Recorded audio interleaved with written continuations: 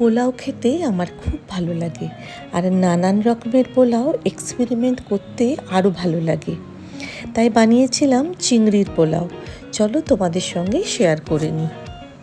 আমি এরকম সাইজের চিংড়ি মাছ নিয়ে ধুয়ে নুন হলুদ মাখিয়ে রেখেছিলাম। তোমরা চাইলে বড় চিংড়িও নিতে পারো।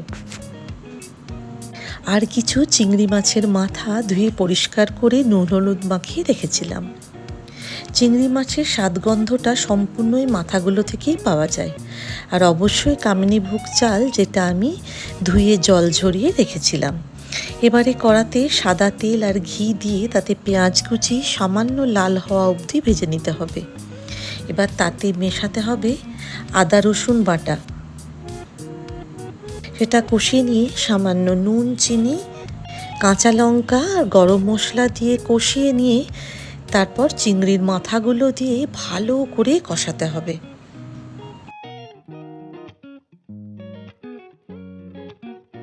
খুব ভালো করে কষানো হয়ে গেলে এবার দিতে হবে চালটা চিংড়ির মাথার সাথে খুব ভালো করে কষিয়ে নিয়ে তাতে পরিমাণ মতো গরম জল আর দিয়েছিলাম আমি দুধ।